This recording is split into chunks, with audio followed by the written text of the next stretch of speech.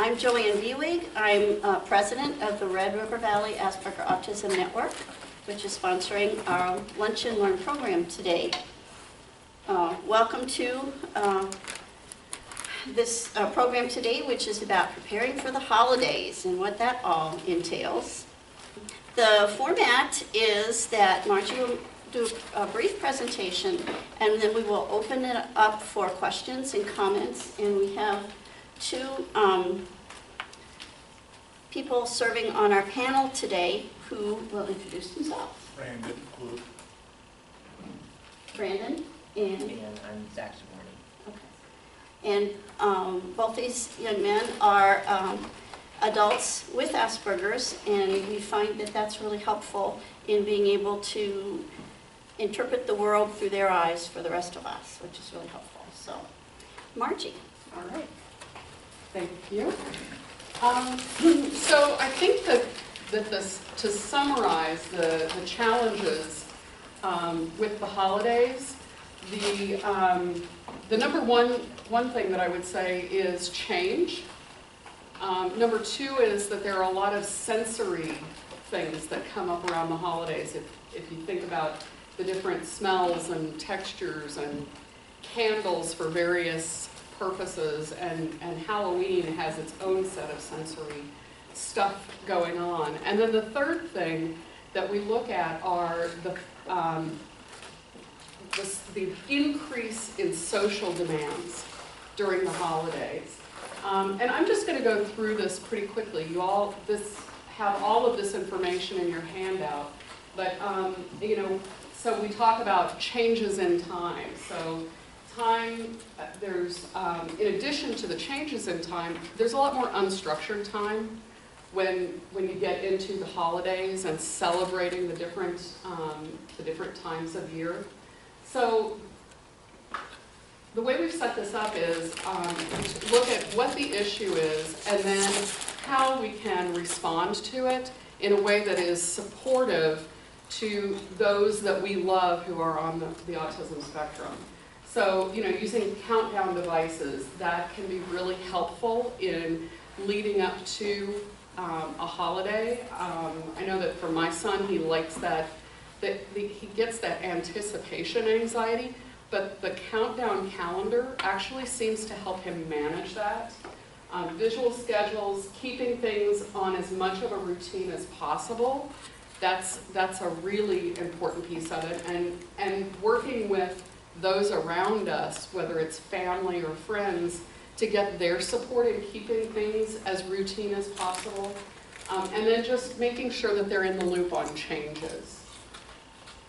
So food is a big thing throughout the holidays. Everything, the smells and tastes, when we gather together for those big meals, the sound, the crowd. Some folks have issues with one food touching another food. That's just, don't do that. It's just not okay. Special dietary needs can come up as being an issue. And then around the holidays, think about it, for everything. I dread Halloween coming because my son comes home with this massive bucket of candy, and I can see when the sugar hits his system. So he really doesn't need that to help him. So some of the responses that we can have to all the different issues that surround food. Respecting likes and dislikes. If turkey and mashed potatoes are not that person's thing, forcing that as an issue around Thanksgiving is not going to be helpful. Keeping foods as much the same as we can. Allowing them to eat separately so that it doesn't have to be part of that big chaotic meal, family meal that can happen sometimes around the holidays. And then respecting dietary needs, making sure that there are accommodations for those things that are going to really have an impact on them. Lights are a big issue. This is another one of those changes in the environment, whether it's Christmas tree lights or Halloween lights. Sometimes it can just be too bright, the flickering and flashing lights that can actually trigger seizures, that can just be one more piece of that overstimulation that can push someone over the edge when they're having a hard enough time coping as it is. So response to managing the issues with lights. So be cautious, you know. Making sure that if it's a child that you're working with, that they're involved with making these changes, that they have some choice in the situation as well, can really be helpful. And then changing a few things at a time. This is not a hard thing at my house because my Christmas decorations generally go up in stages because I never get all the way through the first. It's not that we do that much, it's just that I have the capacity to do not that much. So, but making those changes incrementally can really be helpful, and involving the child in it is really useful. Candles are big around the holidays, whether, you know, it's there were examples of Christmas and Hanukkah. Halloween is another time, you know, the jack-o'-lanterns with the flickering candles in them. You know, the issues around that can be anything from the smell, and I can tell you that the pumpkins, when they have been outside and it's warm right now, pumpkins are going to be a big problem here in the not too distant future because it's so warm that those smells are really starting to come out of them. Light a candle in there to get the jack-o'-lantern going, and it's really gonna just make that even that much more aromatic, not necessarily in a positive way. So the flickering flames, and this is definitely something that could be a hazard for kids who are attracted to the flame and the flickering. Making sure that the response to that can be using unscented candles, being conscious of the smells that we're creating, using flameless candles, and definitely putting candles out of reach. So they've come a long way with the flameless candles in terms of having useful alternatives. Presents. So getting into gift-giving time, these really just wreak havoc with executive function skills or deficits in executive function skills. You know, there's that, does the child have the patience, or do they need to know what's in the package?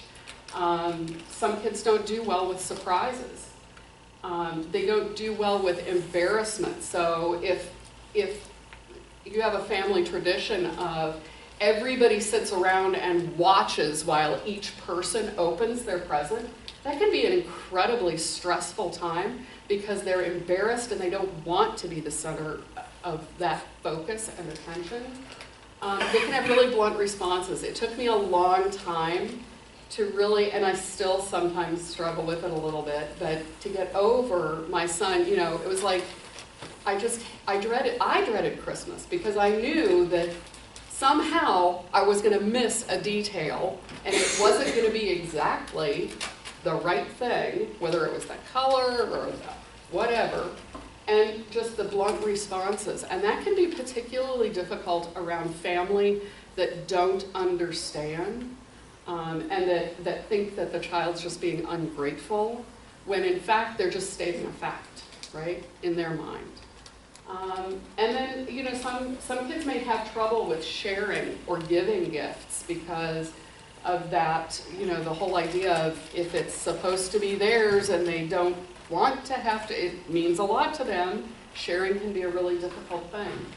And then this happens with my son. He opens a gift and he wants to really get the full value out of that gift. So he may want to play with it for a while before going on to the next thing. And in some family contexts, that can be really challenging, can create a challenging situation. So, responses to the issues with gifts. So don't put presents out. I don't put gifts out under our tree until the very last possible moment because I just don't want to create that increase in anxiety for him. Don't tease about presents. You know, sometimes we get into these games with kids where it's, you know, oh, well, I don't know. We'll have to see if you're going to get it. And that may not necessarily be the most helpful thing. Giving a few presents ahead of time to help to manage that anxiety and that expectation that can occur. allowing a different schedule to open presents. You know, don't necessarily force that schedule of, okay, everybody opens a present and then we move on. Script responses to receiving gifts. This is especially important if you're going to be around family, and especially around family that isn't necessarily as in the know in terms of why the child responds the way they do. You know, practicing those things with social stories, and explaining why it's important to, you know, well, you know, Aunt Martha, you know, you don't want to hurt her feelings, right? Well, if you say something nice, then it's not going to hurt her feelings, right? Using social stories, and then redirecting obsessive behaviors. The problem with relatives and other interlopers. I borrowed lots of this from Barb's presentation, so some of this language is hers. I can't take credit for it. But those interlopers, you know, this is a big challenge. This is that increase in social expectation. You know, Grandma wants a hug. You know, you can't turn Grandma down for a hug, right? You know, they're expected to share with other relatives that they may not be as familiar with, which makes it that much more challenging. You know, big crowds of people and all that noise. I mean, if you think about family gatherings, it can be really chaotic, which is not a great situation for a child with sensory issues. Misunderstanding and advice abound. You know, I remember one time when the sister-in-law of a friend of mine offered to get me her switch out of her car so that I could beat my child. And, you know, I mean, that's sort of an extreme example, but there are lots of people who are willing to tell us what we're doing wrong in parenting our child. And that judgment on parenting, inconsistent responses, so that's when we're responding in our family situation, in our immediate family situation, it's much easier to keep things consistent. And when we're out with extended family, extended relatives, you know, and you know, the uncle who wants to, you know, get them going and who will really get the kid wound up, and that's the kind of stimulation that's not always going to be good for a child. Schedules and living arrangements change. That's a big part of the holidays, and especially with travel around the holidays.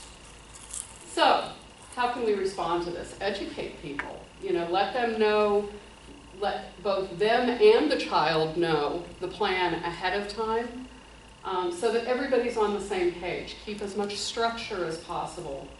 Respect the boundaries. Put together a photo album of who's coming or where you're going, who will be there, so that there's not that surprise and that anxiety of, well, I don't remember this cousin or this person who's going to be there. And make sure that you protect their safe place to go. And no matter what other people say, if that child needs to go away and be in their safe place, that needs to be protected for them. They need to know that they have that sense of security. Traveling, which can be a big part of the holidays. So, you know, if you think about the sensory issues, you know, he's touching me, and smells are accentuated when you're in close quarters. You know, if you're flying, there can be a whole lot of different stuff going on with flying. It definitely creates changes in the schedule and routine. And, you know, around our house anyway, everybody's on edge when we're getting ready to travel, making sure that we have everything, making sure that we've got, did we remember all the important things for him so that he's going to be able to cope? So the anxiety level, the general anxiety level in the family tends to go up. And then there's that anticipation that can happen of, are we there yet? Are we there yet? As well as boredom that can kick in during those waiting types of times. So, How do we respond to that? Make sure that we've got a great bag full of all their favorite stuff. All of those distractions and things that are going to keep them occupied and that they'll be able to focus on to shut out all the other stimuli that may be competing for their attention. You know, pre-teach, use social stories to work through what's it going to be like when we get to the airport, what's going to happen, what's it going to look like when we go to get on the airplane. And if I will tell you that if air travel is part of it, the last couple times that we've traveled by air, I've just gone to the gate agent and told them, you know, I have a son who's on the autism spectrum, and the crowd lining up to get onto the airplane really raises his anxiety. And without fail, they've said, when we call for pre-boarding, just come on. Or if it works better for you, you can wait till everybody else is on the plane, whichever way is going to work best for you. They've been very accommodating, and I don't know why I didn't do that sooner, because it's made travel so much easier. Making sure that you plan snacks and meals, take breaks. Let them help plan the travel, you know, especially if there are choices to be made. That's a great way of engaging them and in getting them invested in the whole process. Using a visual schedule and maps. Make sure you have quiet downtime and a quiet place. Making sure that you address safety issues. Some kids are really, really focused on those safety issues, and making sure that you go through all of that is going to be important for them to feel comfortable. And then there's the whole issue of which is better, staying with relatives or staying in a hotel? Where are you going to be able to create the environment that's going to be most conducive for them to have a successful experience? Shopping, you know, when in doubt, I say don't do it. You know, I will bring home choices for my son to go through so that he doesn't have to go in really busy, active places because it's just that overwhelming for him. It's sensory, it's overstimulating, executive skills are challenged, it's just a mess from their perspective. Some of the things you can do to accommodate it, go during off times. Have a schedule and stick with it. Make sure that if you say, okay, we're just going to go in here for 15 minutes, and it gets to be a half an hour and you're still saying, okay, just 5 more minutes, that's not setting anyone up for success. No surprises or unexpected changes. Build in positive behavior support. So if they're like really working with you and engaging in the process and it's all going well, that needs to be rewarded and recognized. And then the other option is just let them stay at home. I mean, I do that whenever possible. So, to sort of summarize and give a wrap-up of all the things that we've sort of gone through, making sure you have reasonable expectations. Not reasonable expectations based on your family traditions and history, but reasonable for the child. What is reasonable for that kid to work with? Allow plenty of recharge time for the child and for you. Start teaching ahead of time. Unless you have a kid that has that anticipation anxiety, you know, that's a tricky balance because sometimes the preparation can actually increase the anxiety. So you really have to work through when do you do that preparation. Praise all expected behaviors. Have a low sensory quiet area with favorite activities. Take care of yourself because if I'm stressed and tired, I have way less capacity to deal with the obstacles that can come up for my son. And you know, part of that taking care of yourself. Attend parent support groups, talk to other parents because nobody gets it like another parent with a child on the spectrum. Find new ways to celebrate the holidays that incorporate the special interests of the child. You know, the Lego ornaments, there's a Lego Advent calendar, isn't there? Yeah. And so if you've got a kid that loves Legos, there's plenty of options out there. You know, my son loves to do research and getting on the internet and coming up with holiday trivia. Well, why do they do that, Mom? Why do we do that? That's a great question. Let's go on the internet and look it up. And you know, I'm not sure that I tell them though that it was so Santa doesn't eat us. Well, you know Seriously? who I got that from. Who? Somebody on the spectrum. Of course. I have somebody who's really into holiday trivia, and I didn't know that, so. I would say be the judge of your own child, telling them that. My son, I don't know that my son would sleep, period. And celebrate with the unusual, the offbeat stuff, the Star Wars holiday special. There are a lot of different options that you can choose from that get away from that, that very clear-cut traditional stuff. Recognizing ahead of time, being able to proactively prevent meltdown. An ounce of prevention is worth a pound of cure. It definitely comes into play with our kids. Don't stop stimming behaviors. That's an important coping mechanism. Build in distractions along with sensory breaks. Make sure that all the electronics are charged. I think those two are really the same thing, right? Aren't they? And pre-plan for, it says pre-plan for all situations. Pre-plan for as many things as you can think of. And don't beat yourself up when the thing comes up that you didn't pre-plan for. But knowing what you would do if a meltdown happens, having a plan is a great way to start. And then there are a lot of resources that you can tap into. YouTube Parent to Parent, as well as the Asperger experts, and our website as well. There are resources on the internet that you can tap into. So that is the presentation part of it. You also have a handout on Halloween and some specific things regarding Halloween. Halloween doesn't have to look a certain way. And it doesn't in our house. It's really a question of what the kid is comfortable with. There are a lot of different ways. I know that the Moorhead Mall is doing a trick-or-treat thing. Let's see, Thai Orchid is doing a traditional Thai ghost thing through Halloween.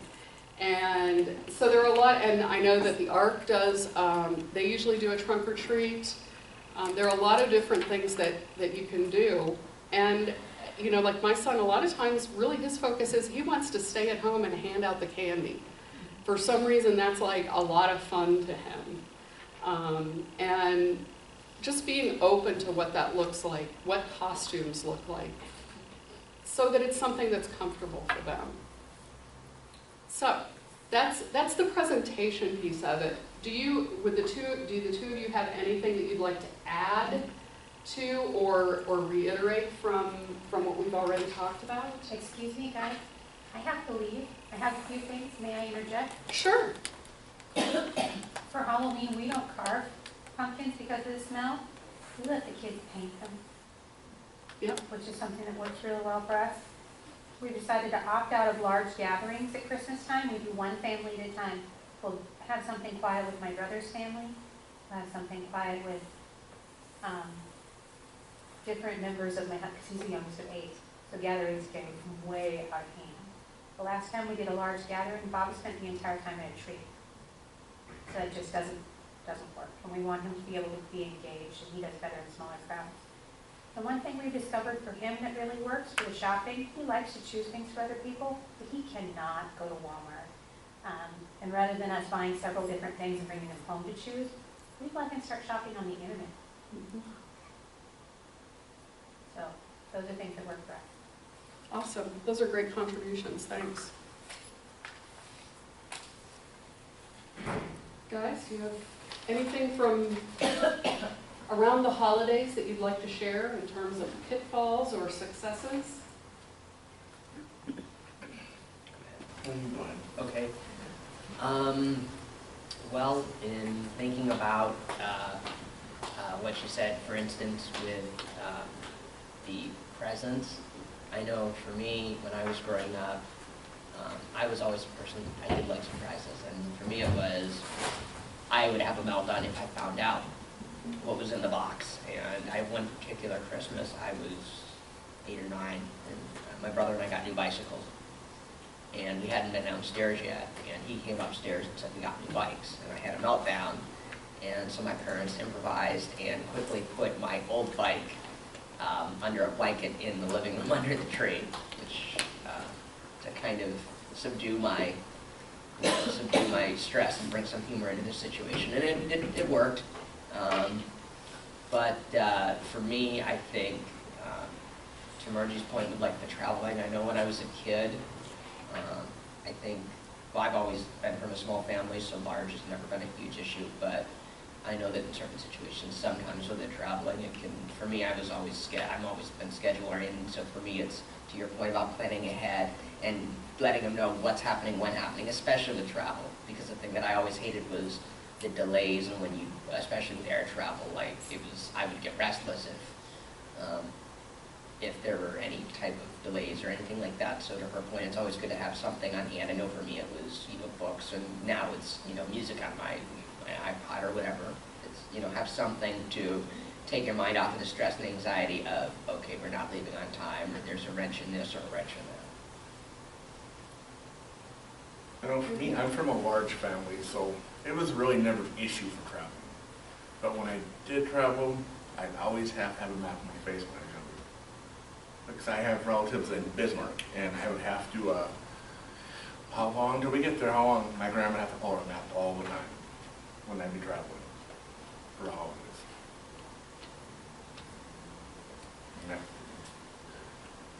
Yeah. I have a question about Halloween, if you all can help me. My grandson is in high school, which makes you think, oh, he's older, he should be able to handle these things, but, he's a kid. He's wants to wear a costume to school. And he did his freshman year, and it was kind of okay, it was accepted. There were several other kids who wore it, but now this year,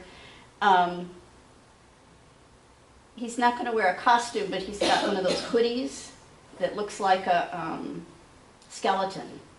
So, it's kind of a semi thing. He wants to wear it and pull this mask thing over his face. And I'm concerned, and his mom is concerned, that he's going to be ridiculed and made fun of for doing that. Do you have any advice or ideas about whether or not it's a good idea for him to do that, how to help him handle it? My experience. Talk a little. Sorry. My experience, if he's in high school, I feel like if it was like a complete costume, maybe it'd be a little bit different. I mean, are other people, I guess this is a question of, are other people wearing costumes, or is it just him, but my gut says no, just because I feel like once you get to that age, the truth is that people can be a little bit more judgmental and verbal in what they may say at that age. And so I would say if he wants to wear the shirt, and you said there's a piece that pulls up, I'd say just wear the shirt, don't do the piece that pulls up. I mean, in that instance, you want to be more subtle. I mean, I think it sounds like he can still drive the point home without pulling it up. So that's my advice. I'd have to say the same thing. The shirt's probably the best thing, because you can't, would get picked on at school. There's a piece of us that wants to allow him to make his own decisions. Sure. And so we try to help him. What are you going to do or say if somebody does say, But yeah, it's a fine line to walk between letting him have his own choice versus setting himself up for criticism. And you know what, I'd like to add one thing, because my son also, he has a Darth Vader hoodie like that, where he can zip it all the way up and it's got the Darth Vader face and you can see through the eyes.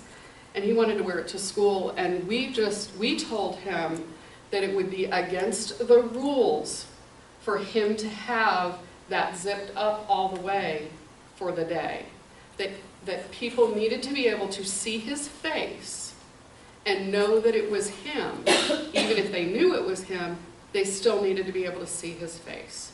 And that it would be against the rules for him to try and wear it up all day long. And he responds well to the rule conversation, so I don't know if that helps. I was going to say the same thing. Yeah, I mean, I know that especially now with the way the world is, seems like if it was anything on his face that, to your point, even if it's, you know, a rule that you instituted to get him to, you know, to help with the situation, even as an actual general, I don't even remember when I was in school, I think we had, I mean, I don't know if we had an explicit rule, but I know nowadays you're doing rules where you can't have your face covered if you're in your school with all the safety concerns and whatnot. Yeah. So. Okay. Or some of the schools don't allow costumes, like in our school, we don't allow costumes. So a sweatshirt, you know, I'm thinking about my son has a Minecraft sweatshirt, which you could wear a Minecraft sweatshirt and it could be interpreted as a costume, or it could just be a sweatshirt that's a Minecraft sweatshirt, you know. So if it was something like that, that's kind of in between, in that gray area. Then check with the dress code too, what the school says. Yeah, pulling up the rule piece usually always works too for him, so that's good. We only have a few minutes left for our discussion before we have our membership meeting. Does anybody else have something you'd like to comment on or ask about? Yeah, a question. My son, typically it's small and it's just my parents, but we drive to Wyoming, and so it's 10 hours to get there, and he does fine on the car ride. Once we get there, he does great for about 3 days, and then when we hit the 3-day mark, we're done, and he just wants to come home. I just want, and it's like, we drove 10 hours to get here, and we're not going to turn around and leave today. So is there anything that you could suggest that would help us get him, you know, to the, we just want to say 5 days instead of 3 days. You know, what can we do to get him through those last 2 days? I'm the same way. I went to Kansas to Branson last Christmas, and I did an 11.5-hour bus ride. Me, my mom, my grandma went on a tour, and by the end of the 4th day, I was ready to go home.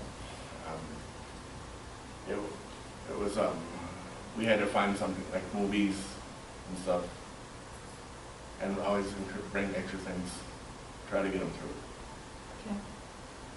I say the same thing to her point and to his point about the traveling. My suggestion, take stuff that they're used, like if he has things he, you know, likes to play with at home, or, you know, I don't know, just bring stuff that, like, whatever he likes to do at home, video games, whatever, bring the video games, so that the TV wherever you're going. I mean, that's what we used to do when we were kids. We'd have a little TV in the car, and we'd bring the N64, and literally we took it into the mini TV in the back of the car, and we just play N64 on the trip, and then bring it and get to our grandparents' house and hook it up, and we were set. Yeah. Or in instances like I remember one year they even like bought like a little PlayStation for us, so we had it permanently at my grandparents' house, so whenever we were there, oh, PlayStation's already there with the games and whatever. That's what I was suggesting. Brandon, one thing that came to mind when you were answering that was, is there like a sense of like, I want to get back to my regular routine? Is that what it's about? I wonder if it would help then maybe to ask your child, what are some things that you're missing that we need to make sure we're doing? And maybe try to kind of fold some of your regular routine in. Do you think that would be helpful? Very much so. And setting the expectation up front, of course, is going to be really important. And I do think that that's one thing that as I was listening to your discussion, I'm like, even if we did not an advent calendar, but a countdown, so he knew exactly what day we were going home, and we showed him on the calendar so that he could see that I know when the end is. I don't think that we've ever done that. I think that could be helpful. You know, the other thing that we do for my son is every once in a while, he'll get a game like on his iPod. We'll let him get a game, you know, like as a special treat. I'm way opposed to paying for games on iPods. I'll just say that right here, okay? I don't mind going on record for that, but I'll let him buy a game. I'll pay for a game. Right. And if he has something new that he's focused on, it can really help bridge that, you know, the boredom time. Because I know that that's happened with us in the past with relatives who live out in the middle of nowhere, and it's not even like you can plan a special activity or a special, you know, I don't know, visit to the zoo or whatever. We always try to do a lot of those things, but sometimes it's just not possible. And having a special game that can help to bridge that gap was helpful. Any other questions or comments? Okay, then I'm going to hand it over to Joanne.